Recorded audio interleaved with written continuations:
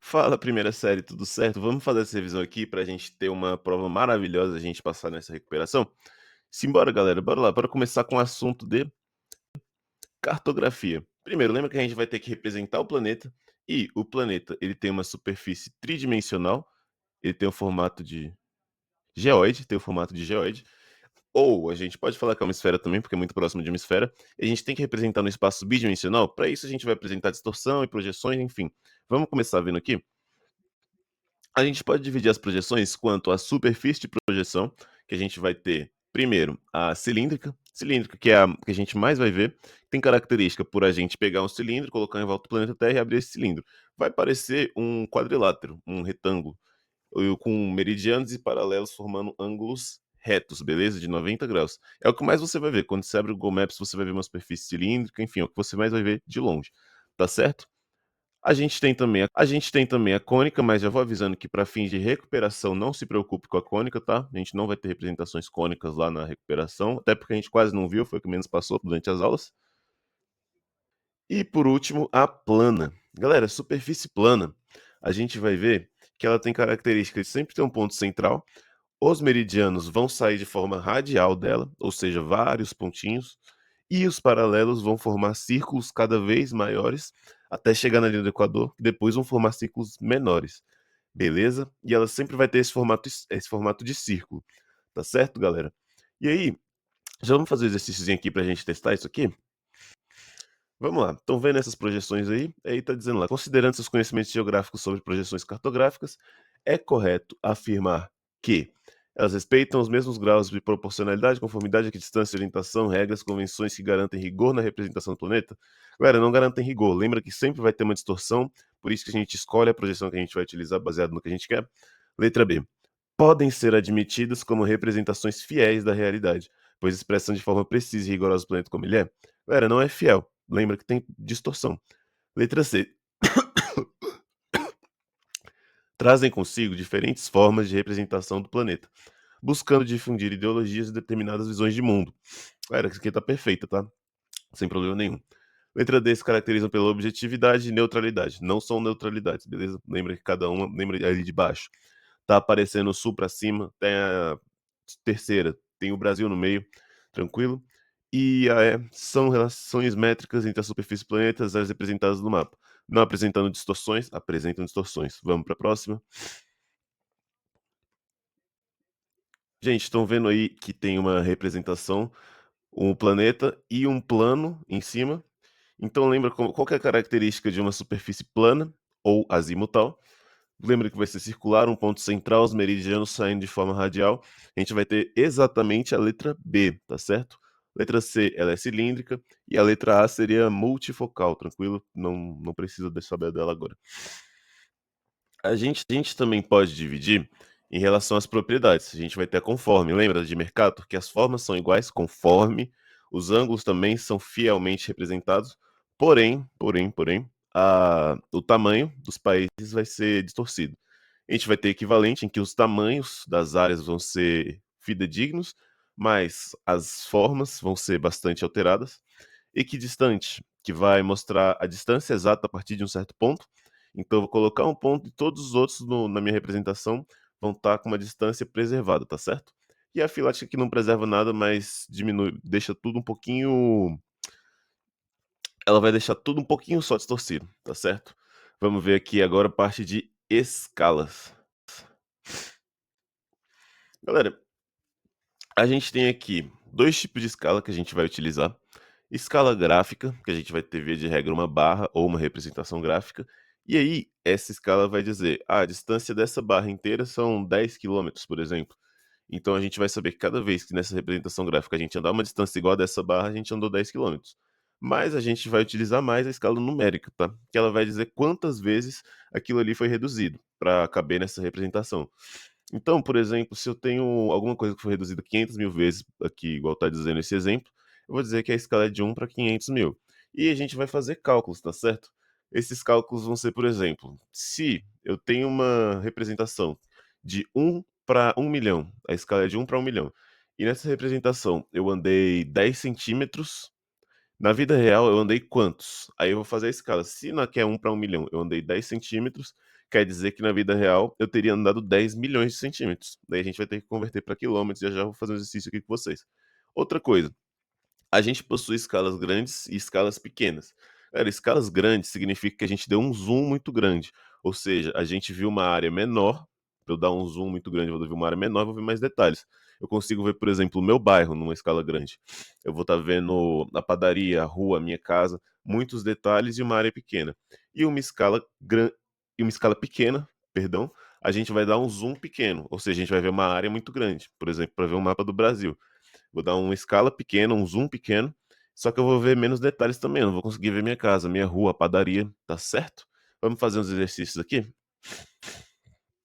Galera, estão vendo que aqui eu tô cada vez mais me afastando? Eu tô vendo ali primeiro Porto Alegre, depois eu tô vendo já mais a região metropolitana e um corpo d'água, até que na última eu vejo só o Rio Grande do Sul. Então, você acha que essa escala tá aumentando ou diminuindo? Concordam que escala grande eu tenho um zoom grande, então é a letra A. Eu tenho escala pequena, eu tenho um zoom pequeno, aí seria o mapa D. Aí, galera, a gente tem que ver. Os detalhes estão aumentando ou diminuindo? Os detalhes estão diminuindo. Tô vendo que na primeira eu tenho várias ruas, enfim, e no último eu não tenho rua nenhuma, basicamente. Então, qual vai ser a alternativa aqui? A escala diminui? Correto. Não, a escala tá. A escala tá diminuindo. Pois mais detalhes podem ser vistos? Não. Os detalhes da imagem diminuem na sequência D e aumenta a área representada? Letra B é o gabarito, tá certo?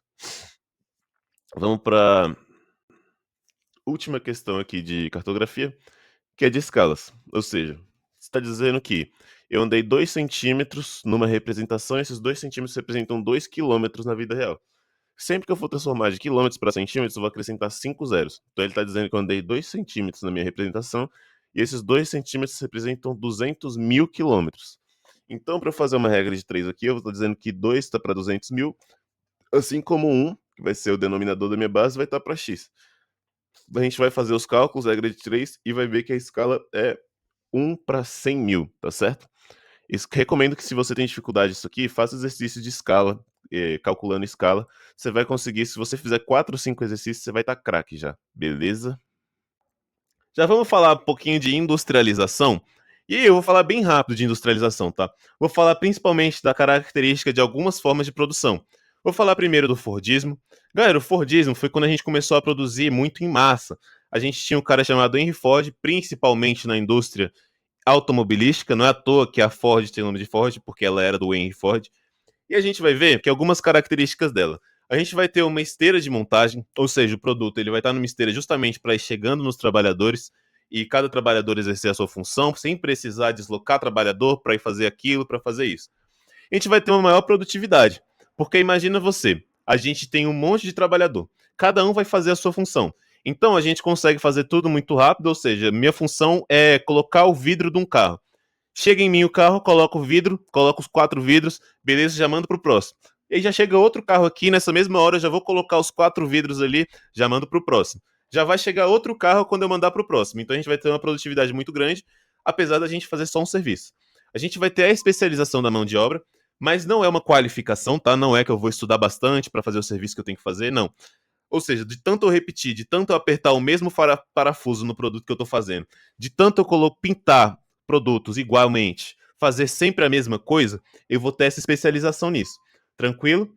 A gente vai ter esse trabalho repetitivo e alienado, ou seja, é um trabalho em que, como eu falei já algumas vezes aqui, a gente vai estar sempre fazendo o mesmo serviço. Se o meu serviço for apertar 15 parafusos naquela região do meu produto, eu vou sempre apertar esses 15 parafusos. E ele é alienado porque eu não vou estar a par do produto final. Não sou eu que vou estar no final tendo a propriedade do produto final, uma vez que eu trabalhei nele, não, beleza? A gente vai ter a produção em massa, ou seja, a gente, como eu falei agora, a gente vai estar sempre produzindo, sem parar de produzir, e vai ter muitos estoques, tá? Ou seja, eu vou produzir 500 Ford Ka, a gente vai produzir 500 Ford Ka, eles vão ficar lá no estoque. Eventualmente, os compradores vão aparecer. Isso aqui teve uma crise muito grande lá na crise de 29, mas isso aí vocês vão ver lá em história, tá certo? Os estoques acabaram sendo um grande problema, porque a gente começou a produzir demais e não tinha para onde sair, não tinha escoamento, tá certo? Vamos falar agora do toyotismo. Cara, o toyotismo, ele surge no contexto de pós-guerra. Vamos lá. Pensem vocês, vamos ter uma ideia aqui, para vocês entenderem direitinho. O toyotismo ele surge no Japão. Japão é um país que não tem uma área territorial tão grande, possui, na época, já possuía quase 100 milhões de habitantes, ou seja, é muita gente, muito acumulada. E pior, essa área territorial, que não é tão grande, ela é 81% do Japão é formado por montanhas. Então, montanhas, quase ninguém habita em montanhas. Concorda que o Japão é um lugar muito apertadinho? Muito apertadinho? Você acha que dá pra gente ter muitos galpões de estoque, pra gente estocar muita coisa no Japão? Não, né? Então a gente tem que ser muito produtivo e a gente tem que conseguir fazer com que esse produto seja escoado rapidamente para que a gente consiga repor esse estoque e ter vazio esse estoque nosso. Tranquilo? Mas vamos explicar tópico por tópico aqui. Primeiro, a gente vai começar a ter trabalhadores multifuncionais. Se antes a gente tinha um trabalhador que era especialista em uma coisa, agora a gente vai ter trabalhadores que podem fazer diferentes funções. Ou seja, a mão de obra já vai estar mais qualificada. Não é especializada, também pode ser especializada, mas a gente vai ter uma qualificação maior da mão de obra, tá certo? A gente vai ter esse sistema aqui que a gente vai chamar de Just in Time. Olha o meu inglês britânico maravilhoso aqui. Just in Time, galera. O que isso aqui significa? É o seguinte, pensa vocês que a gente tem. Atualmente o pessoal está querendo comprar muito livros do Machado de Assis. Então eu sei que agora eu tenho que produzir mais livros do Machado de Assis e deixar de produzir os livros do Jorge Amado, porque a demanda está querendo Machado de Assis. Então não tem por que eu produzir Jorge Amado e ficar estocando o livro do Jorge Amado esperando a demanda deles aumentarem. Então eu vou estar sempre com uma. O que tiver maior demanda eu vou estar produzindo, porque eu vou conseguir fazer com que ele seja escoado, a população compre, compre, compre, e eu consiga repor esse estoque pequeno que a gente vai ter. Não vou ter grandes estoques. A gente vai só repor para conseguir vender mais. Tá certo? Vamos lá, o controle de produção, que eu acabei de falar, menos estoques, né? A gente consegue ver o que a gente precisa produzir mais e o que a gente precisa produzir menos. A gente vai ter a possibilidade de customização aqui. Como a gente não vai produzir em massa para depois ir vendendo, se eu sei que o grupo da elite japonesa tá querendo comprar o microfone, igual esse aqui, só que eles querem ele vermelho. Então eu consigo fazer o vermelho para a elite japonesa, porque eu sei que eu não vou vender o que já está estocado, eu vou produzir para vender para eles imediatamente. Tá certo? E a gente vai ter cada vez uma maior automação, maior robotização. O Japão é um país, você pode ver que está muito associado a maior automação e terceirização também, tá, galera? A gente vai começar a ter aquela ideia de se é mais barato eu ter essa parte da produção lá no Vietnã, por exemplo, eu posso mandar para lá. A gente começa a ter essa ideia, tá certo? E aí, galera? E aí? Vamos passar para o próximo tópico aqui, de climatologia. Eu vou dar uma palhinha, tá? Eu vou falar um pouco menos, mas eu vou falar muito importante aqui. Claro, climatologia estuda o clima, a gente vai ver temperatura, umidade, enfim, vários elementos do clima. Mas vamos dar um foco maior nos fatores do clima, que acabam sendo muito mais importantes para qualquer prova de vocês, e na recuperação certamente não será diferente. Galera, o principal fator do clima que a gente vai ver é a latitude. Você pode pensar muitas vezes que, se o país, se determinada região está mais perto da linha do Equador, fatalmente ela vai ser mais quente que a outra.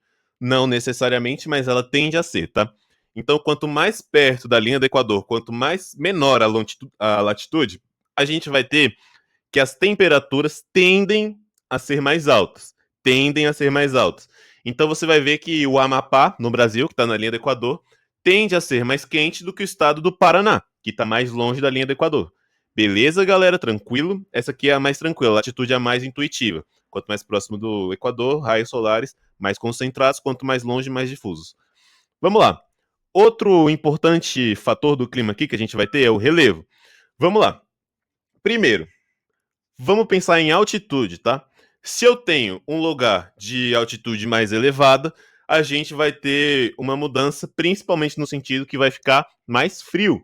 Mas você pode pensar, mas professor, se eu estou mais perto do Sol, se eu estou mais alto, não é para eu estar mais quente? Mas vamos lá. A distância do planeta Terra até o Sol é, em média, 150 milhões de quilômetros.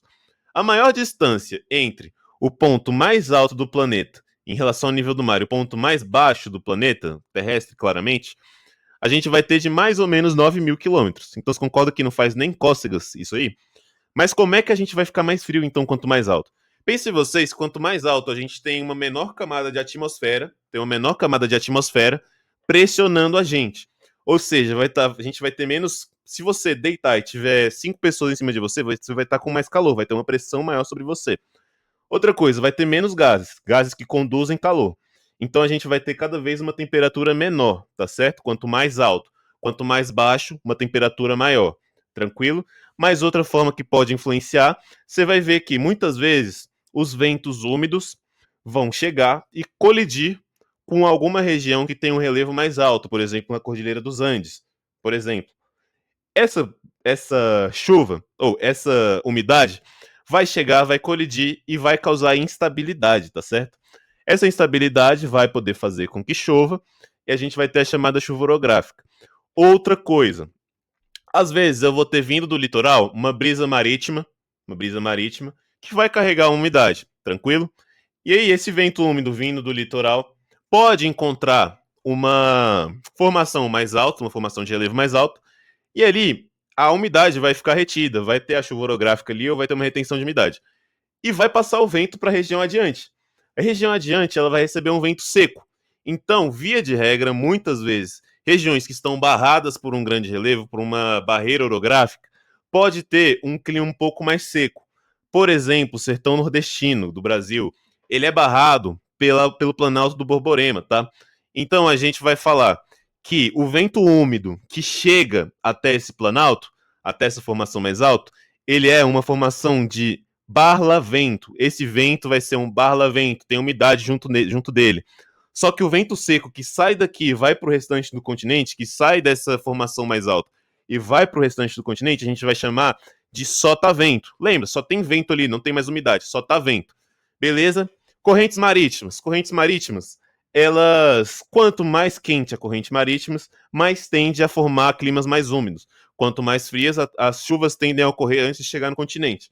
Muitos desertos, inclusive, ocorrem próximos a correntes frias. A gente vai ter deserto da Namíbia, deserto do Outback, deserto do Atacama, que é muito próximo do litoral, deserto da Namíbia é muito próximo do litoral, só que litoral de corrente fria, tranquilo? Então isso vai fazer com que a nossa umidade seja mais baixa, tá certo? No Brasil, que é corrente quente, corrente marítima do Brasil, a gente não vai ter desertos no Brasil, tá certo? Não é só por isso, mas influencia. Massas de ar e zonas de baixa e alta pressão. Massas de ar quente tendem a formar climas mais quentes, regiões que ocorrem mais massas de ar quente, climas mais quentes, e frias o contrário também, bem intuitivo, e massas de ar seca que nascem no continente tendem a formar climas mais secos. Tranquilo aqui, galera? E zonas de alta e baixa pressão, a gente vai ver que na atmosfera a gente tem uma circulação que influencia para zonas de baixa pressão, zonas de instabilidade, zona de convergência de ventos úmidos e zonas de alta pressão. Galera, zonas de alta pressão atmosférica, zonas que repelem ventos úmidos. Então, via de regra, quase sempre a gente vai ter desertos em zonas de alta pressão atmosférica, vai ter climas equatoriais em zonas, ou muito chuvosos, enfim, em zonas de baixa pressão atmosférica. Por exemplo, a região de latitude mais ou menos 30 graus da atmosfera, de 30 graus de latitude, a gente vai ter uma zona de alta pressão. Quase todos os desertos do mundo, exceto os desertos polares, estão nessa zona de 30 graus de latitude, beleza? Porque é zona de alta pressão. Vou colocar um mapa depois para a gente ver isso. Depois, maritimidade e continentalidade. Galera, maritimidade. A água ela varia menos a temperatura. Então, regiões mais próximas do litoral tendem a apresentar menor amplitude térmica. Você vai ver que a cidade de João Pessoa, por exemplo, a gente vai ter menor amplitude térmica em relação à cidade de Cuiabá. Cuiabá no inverno pode chegar a 17, 16, 15 graus, e na parte mais quente do ano a gente pode chegar a 42, 43 graus. João Pessoa dificilmente fica abaixo de 20, dificilmente fica acima de 35. Tranquilo? E, enfim, vamos passar aqui. Galera, esse exercício aqui, pra gente ver, tá vendo que essa parte preta significa os desertos? Então tá vendo que na latitude ali de mais ou menos 30 graus a gente vai ter basicamente todos os desertos do mundo, a gente vai ter ali deserto do Atacama, deserto da Namíbia, deserto do Outback, Simpson, Saara, tranquilo? Vamos lá. E a gente vai ver aqui no hemisfério sul, a sequência latitudinal do deserto representa uma interrupção do Brasil devido à seguinte razão. Galera, aqui a gente vai ver que o corredor de umidade da Amazônia, a zona de convergência do Atlântico Sul, que a gente chama de Rio Voador, vai fazer com que no Brasil a gente não tenha deserto a essa latitude, tá certo? Além de ter uma corrente marítima quente, tranquilo, e a gente vai ver que a gabarito aí vai ser letra C, tá? Tranquilo? Vamos passar para o próximo tema? Problemas ambientais e sociais de centros urbanos. Galera, eu falei para vocês de alguns problemas ambientais e sociais. Vamos falar primeiro de ilhas de calor. Lembra que nos ambientes mais urbanizados, com maior densidade ambiental, densidade urbana, a gente vai ter um calor muito mais alto. Dei o exemplo de São Paulo, mas, por exemplo, Manaus, que está do lado de uma cidade. A cidade de Manaus chega a ter climas quase 10, chega a ter momentos em que está quase 10 graus mais quente do que a floresta ao redor. Aumento da precipitação, lembra? Se aqui está mais quente e a massa de ar frio chega na massa de ar quente, ela pode causar uma instabilidade e acaba tendo uma precipitação maior em grandes centros urbanos, que são um grande fator causador de enchentes urbanas. Se a gente chove mais, a gente tem que ir lá, a gente retilinizou rios, que eram antes curvos, a gente vai ter que a gente construiu em áreas de várzea, construiu ao redor dos rios. Vocês acham que isso aí não pode aumentar a quantidade de enchentes urbanas? Tá certo? Descarte de resíduos. Se o outro problema da gente tem de ambientais e sociais de centros urbanos são descarte de resíduos. Lembra que eu falei para vocês que muitas vezes a gente descarta em lixões que já estão proibidos no Brasil, mas em muitos países em desenvolvimento a gente ainda usa muito lixão, que a gente pode ter contaminação de água subterrânea, a gente pode ter problemas associados aos trabalhadores dali. Tranquilo que atualmente a gente utiliza mais aterros sanitários, que a gente consegue revestir para não ter infiltração de chorume, que a gente consegue enterrar para não expor trabalhadores, não expor o meio ambiente. Tranquilo? E acesso ao saneamento básico também. Acesso ao saneamento básico que muitas pessoas não têm. A gente pode ter esgoto a céu aberto em muitas regiões do mundo, do Brasil, enfim. A gente pode ter um não serviço de distribuição de água. Enfim, beleza? Vamos passar já para o próximo tópico aqui. Vamos passar para o último tópico. Último tópico, tá? A gente vai chegar lá naquele capítulo de geomorfologia. E vamos dar uma palhinha no solo também, tá? Galera, a gente vai ter agentes formadores e agentes modeladores do relevo, tá certo? Primeiro vamos falar de agentes formadores, que a gente tem tectonismo, abalos sísmicos, vulcanismos, por exemplo. Cara, tectonismo, lembrem, orogênese, quando a gente tem duas placas tectônicas se empurrando até que uma vai subductir, ou então elas vão subir ambas. Enfim, lembrem disso? Abalos sísmicos, pensem vocês, cada vez que a gente tem uma movimentação muito brusca na superfície, abalos sísmicos, a gente vai ter movimentação de relevo, tá certo? E vulcanismo, lembrem, primeiro, movimentos de convecção do magma, que vão empurrando a nossa astenosfera, e vão formando novos relevos, vão movimentando esse relevo. Erupções vulcânicas, claro, erupções vulcânicas também estão dentro. A gente tem formação de novas rochas, rochas ígneas com erupções, tranquilo? E esses são os agentes internos, os formadores. Porque os agentes modeladores, agentes externos, a gente pode falar, por exemplo, de intemperismo físico, quando a chuva bate no solo, bate na rocha e vai sobrecarregando, vai danificando. A gente, quando tem o intemperismo químico, quando a gente consegue, quando a água ela dissolve, seja rocha, seja solo, quando ela dissolve materiais químicos que estão ali, a gente pode ter intemperismo que a gente chama de biológico também, pode, mas sempre está dentro ou do físico ou do químico, tá certo? Pisoteamento, decomposição, sempre está dentro ou do físico ou do químico, beleza? A gente vai ter também erosão, galera. Erosão, transporte, quando a gente vai falar de erosão laminar, transporte do solo, da superfície do solo. A erosão, galera, ela pode gerar alguns processos que a gente vai chamar, primeiro, quando a gente cria pequenos canais sobre a Terra, como se fosse um caminhozinho, a gente chama isso aqui de sulco, tá certo? Um sulco, ele não tem tanto problema ambiental associado. O sulco, muitas vezes na agricultura, a gente forma sulcos também, até para arar esse solo. Então ele não é tão prejudicial, mas ele ocorre principalmente na decorrência do escoamento superficial da água da chuva, que ela não infiltra porque muitas vezes a gente já desmatou a vegetação que está ali, que iria utilizar essa água, que iria sustentar esse solo, as raízes dessa vegetação. Então, quando a água muitas vezes pega um ambiente, seja um ambiente impermeabilizado ou sem as raízes para ela conseguir segurar essa água, ela vai começar a escorrer e vai formar esses sulcos, beleza? Só que esses sulcos, eventualmente, eles podem chegar a atingir tamanhos muito grandes, podem ficar muito mais largos do que deveriam. Aí a gente vai falar que eles deixaram de ser um sulco e vai se formar uma ravina, galera. Vai se formar uma ravina. Uma ravina já é muito maior. Uma ravina já é prejudicial. A gente já começa a expor uma camada mais pobre do solo. A gente já começa a poder perder algo que estava na superfície. Muitas vezes uma estrutura construída que está em cima de uma região de ravina, ela já pode vir até algum problema, tá certo? Existem ravinas menores, existem ravinas maiores. Existem ravinas que eu consigo caminhar nas ravinas, mas existem ravinas que são quase que um sulco um pouquinho maior. Tranquilo, a gente já tem um problema aqui com as ravinas. E aí, a gente vai ter a Vossoroka, que já é o pior estágio da erosão, tá? Vem depois dos sulcos, pior que a ravina. É basicamente, pra gente entender o que que é um buraco enorme. Pode engolir tudo que tem no caminho. Se tiver uma cidade no caminho, essa Vossoroka pode engolir o caminho, pode engolir essa cidade, pode alcançar profundidades até de lençóis freáticos. E o que a gente vai ter é que muitas vezes esse solo que foi levado pode alcançar corpos d'água, pode causar um assoreamento, ou seja, uma deposição de sedimentos ali no fundo. Beleza? A gente vai ter que essa erosão para chegar na Vossoroka, principais causas a gente vai ter, primeiro, solo desprotegido, como a gente já viu que é o que causa principalmente erosão, desde os sulcos até a Vossoroka. A gente vai ter também que muitas vezes quantidade de chuva, a gente vai ter muito mais propiciamento disso, vai estar muito mais propício, né? Na época de maior chuva, ou seja, começo do ano, você vai ver muito falando de deslizamento de terra em tal lugar, deslizamento de terra em outro lugar. Muitas vezes a gente vai ter que isso é a erosão, na verdade, a gente chama de deslizamento de terra de forma coloquial.